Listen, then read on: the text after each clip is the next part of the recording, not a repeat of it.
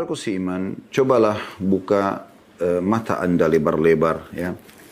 Cerna ini dengan hati nurani Anda dan juga ya cerna dengan pikiran yang sehat. Kalau kita ini bukan manusia pertama, terlalu banyak manusia sebelum kita, terlalu banyak yang lebih gagah, lebih cantik, lebih kaya, ya, lebih pintar, lebih sempurna secara fisik. Tapi mereka semua sudah meninggal dunia. Kalau Anda sedang ke kantor misalnya, atau sedang keluar, di kota Jakarta pun, di ibu kota, Anda bisa temukan, begitu juga di kota Anda, atau di desa Anda yang sedang mengikuti acara kita ini, Anda akan temukan kuburan ada di mana-mana. Kuburan itu teman-teman sekalian, jangan hanya dilihat sebagai sebuah gundukan tanah dan batu nisan saja. Tapi Anda perlu renungi itu. Ziarahi kubur itu, kuburan muslim, Anda ucapkan salam sebagaimana diajarkan oleh Nabi SAW. Sebagaimana Nabi mengucapkan Assalamualaikum dara qaumin mu'minin. Keselamatan semoga tercurahkan untuk kalian wahai penghuni negeri orang-orang beriman. Perhatikan di sini Nabi SAW membahasakan ini agar kita menyadari kalau di dalam tanah itu ada manusia-manusia seperti kita.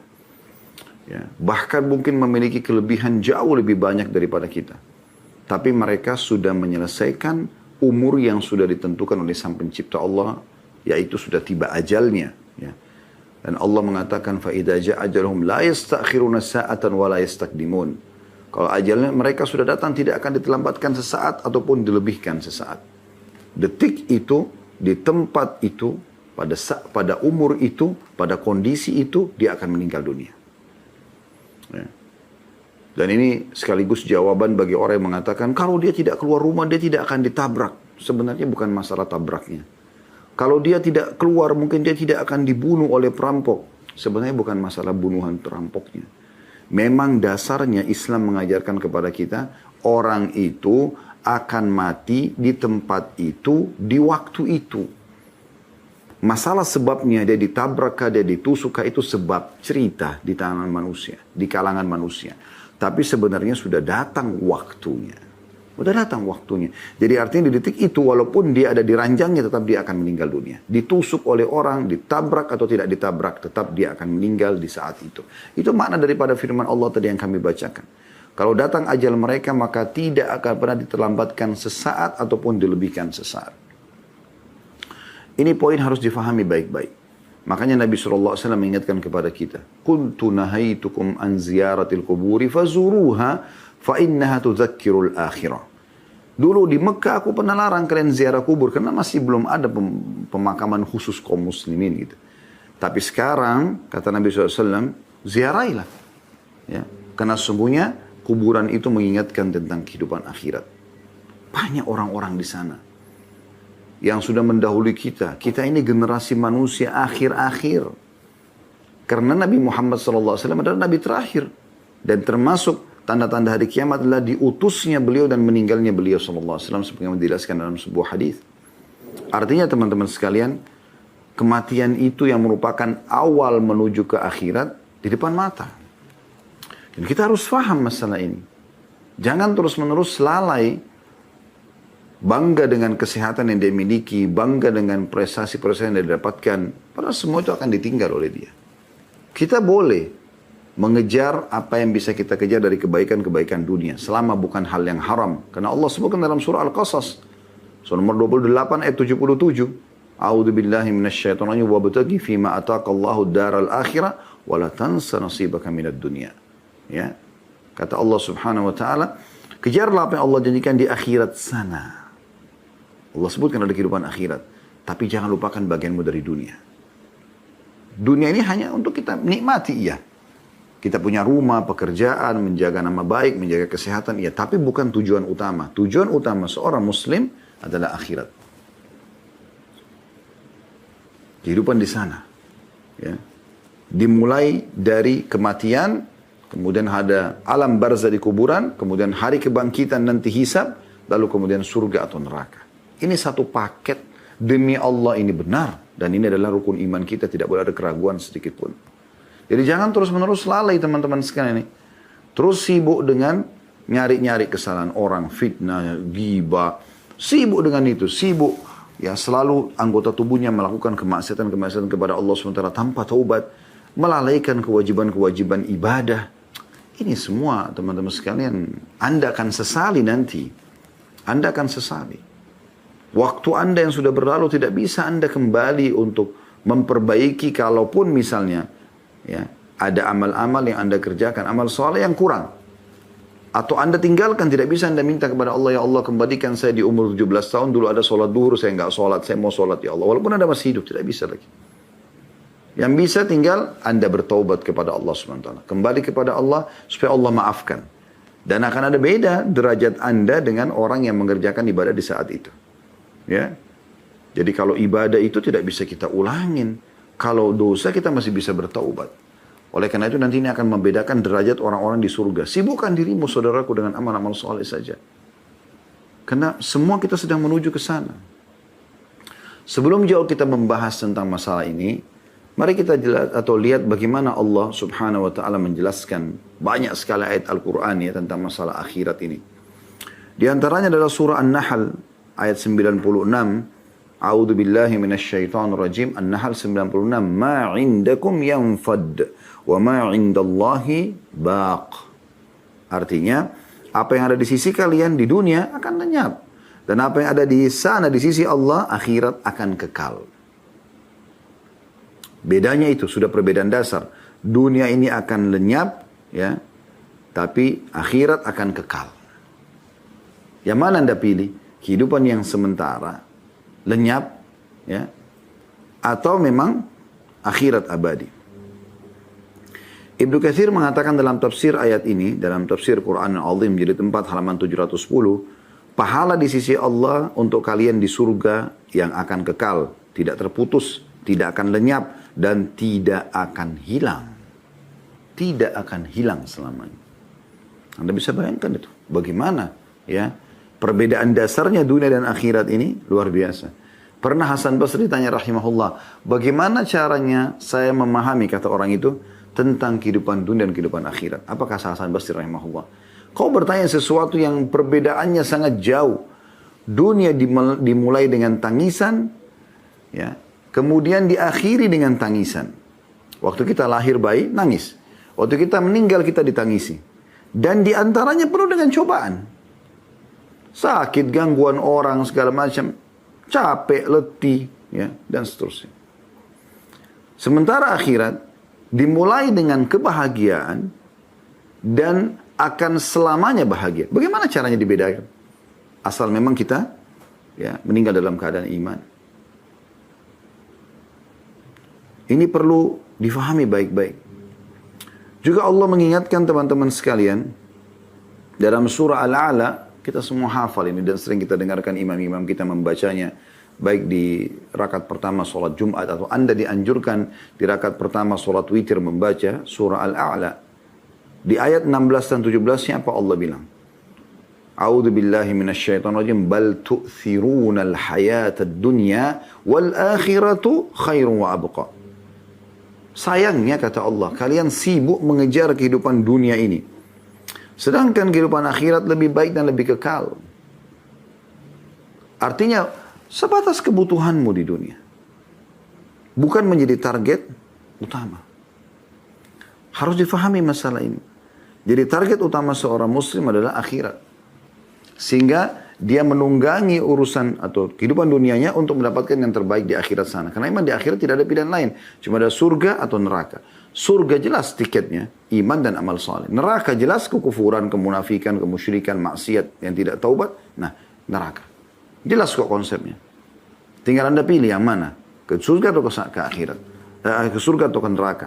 Banyak orang sebenarnya kalau ditanya, mau masuk surga atau masuk neraka, masuk surga. Tapi dia tidak beli tiketnya. Dia nggak punya tiketnya.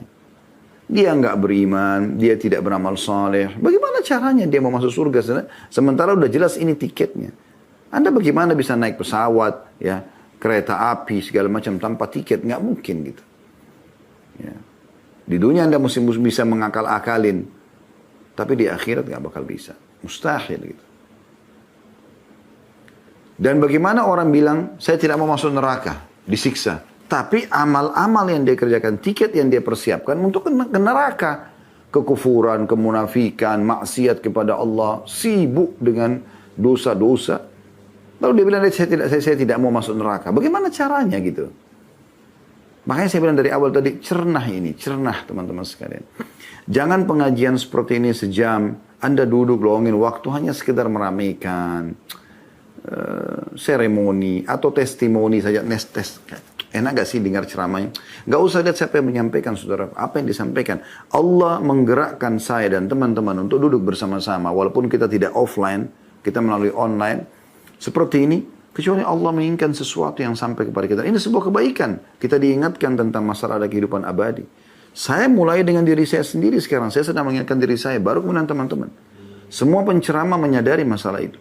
Pada saat kami menyampaikan sesuatu yang berhubungan dengan hukum Allah SWT, peringatan-peringatan ya, tentang masalah azab Allah SWT bagi pelanggar, ya, tentang nikmat Allah bagi orang-orang yang patuh. Maka para penceramah sedang menasihati dirinya sendiri. Bermula dari kami, kemudian Anda semua. Ya. Malik bin Dinar rahimahullah pernah berkata, "Lau kanatid dunya min zahabin yafna."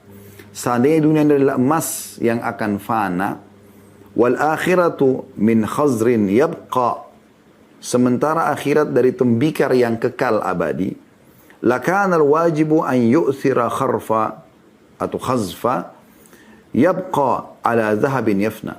Maka sudah sangat wajar kalau seseorang wajib memilih sesuatu yang kekal, yaitu tembikar, walaupun dari tembikar akhirat itu misalnya, daripada emas yang nanti akan fana. Fakaifa wal akhiratu min zahabin yabqa wad dunya min khazfi yafna. Tapi bagaimana sementara terbalik kasusnya, yaitu akhirat adalah dari emas yang abadi dan dunia adalah tembikar yang akan fana. Bagaimana bisa orang memilih masalah dunia dan merupakan akhiratnya?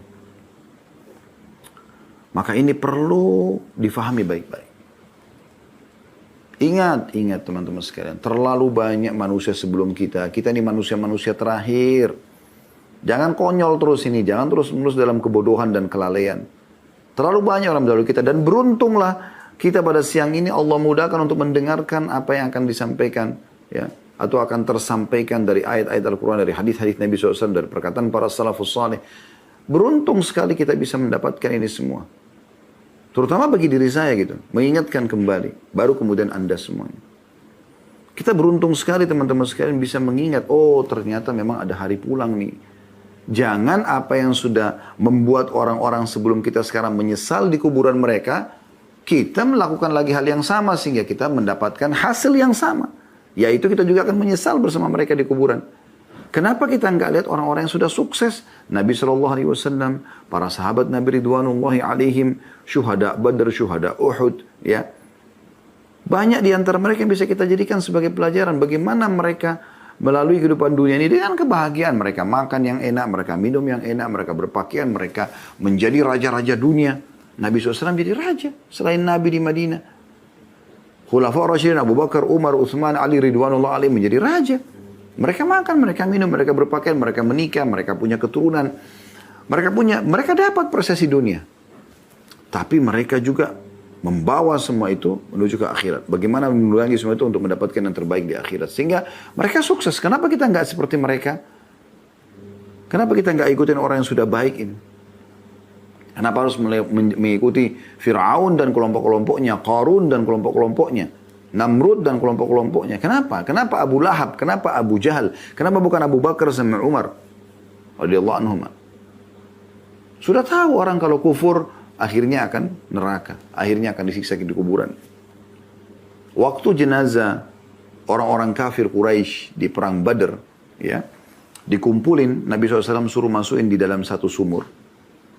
Nabi SAW panggil satu persatu nama mereka sambil mengatakan kepada mereka, ya, kata Nabi SAW, sungguhnya aku telah mendapatkan apa yang Tuhanku janjikan. Maksudnya dengan beriman dan beramal soleh ini, Allah berikan kemenangan. Bukti sekarang kami menang di atas kalian. Dan kami mendapatkan harta rampasan perang, kami mendapatkan urusan dunia. Dan kami akan mendapatkan di akhirat sana nanti. Kalau kami mati seperti kalian, kami akan dapat apa yang Allah janjikan dari surga dan kehidupan yang senang, abadi. Apakah kalian sudah mendapatkan apa yang Allah ancamkan pada kalian?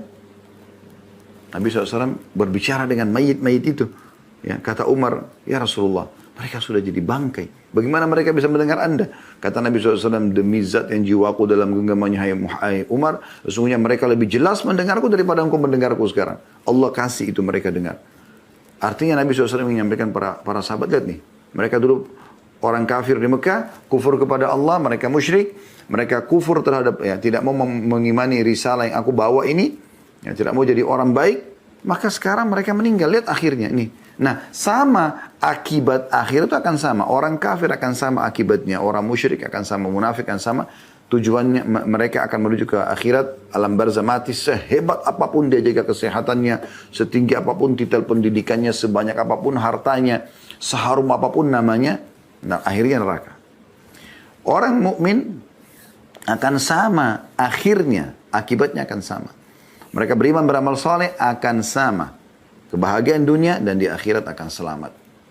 Ini gak ada perubahan. Allah SWT mengatakan walan tajid di sunnatillahi tabdila. Kalian tidak akan temukan ada perubahan dalam peraturan Allah itu. Gak mungkin.